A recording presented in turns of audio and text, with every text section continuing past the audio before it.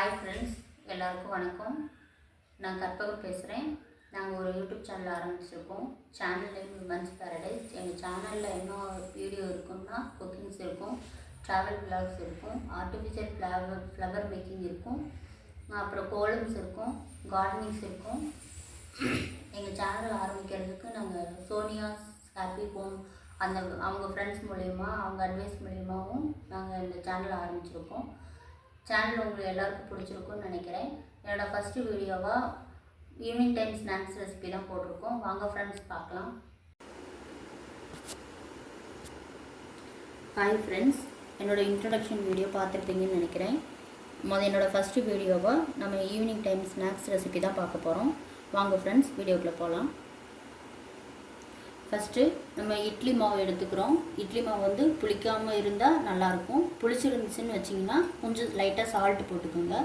ஒரு 2 கப்பு இட்லி மாவு எடுத்திருக்கேன். அதுக்கு வந்து 1/2 கப்பு சர்க்கரை எடுத்திருக்கேன்.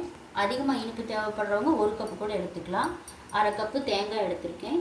10 முந்திரி பருப்பு எடுத்திருக்கேன். 2 பிஞ்ச் அளவுக்கு நம்ம ஏலக்காய் பவுடர் எடுத்துக்கலாம். உங்களுக்கு தேவைப்பட்டது அப்படின்னிங்கன்னா கொஞ்சம் கலர் பவுடர் ஆட் பண்ணிக்கலாம்.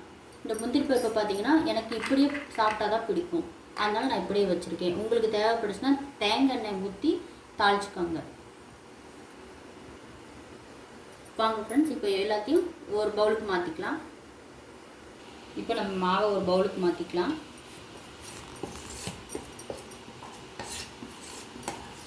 மாற்றிட்டோம். அப்புறம் சர்க்கரை ஆட் பண்ணிக்கலாம். தேங்காய், முந்திரி பருப்பு, ஏலக்காய். இப்போ நல்லா மிக்ஸ் பண்ணிக்கலாம்.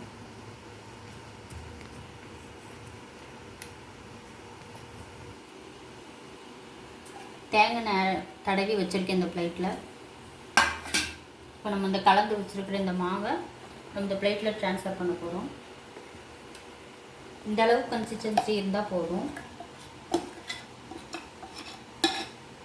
இடத்துல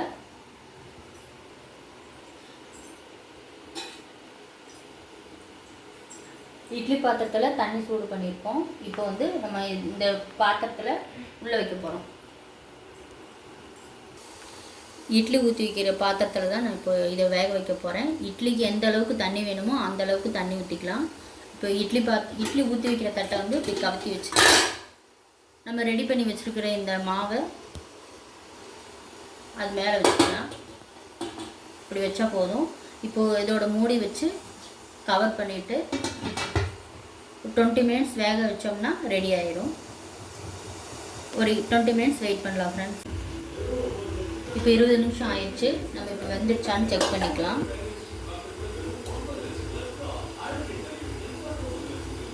இப்போ நல்லாவே வெந்துடுச்சு. நம்ம இந்த கத்தியில் கொஞ்சம் ஆயில் ஸ்ப்ரெட் பண்ணி வெந்துருச்சான்னு பார்த்து செக் பண்ணிக்கலாம். உங்களுக்கு காமிக்கிறதுக்காக நான் இதை எடுத்துருக்கேன். இப்படி சென்டரில் இப்படி விட்டு பார்த்தீங்கன்னா வெந்துருச்சுன்னு தெரியும். இப்போ இது நல்லாவே வெந்துருச்சு. இப்போ நம்ம அடுப்பை ஆஃப் பண்ணிவிட்டு வேறு பிளேட்டுக்கு மாற்றிக்கலாம்.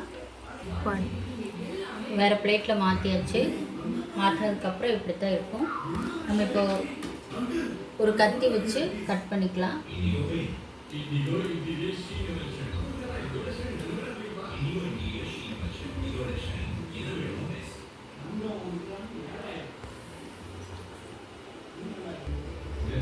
இப்போ நம்ம இதை எடுத்து டேஸ்ட் பண்ணி பார்க்கலாம்.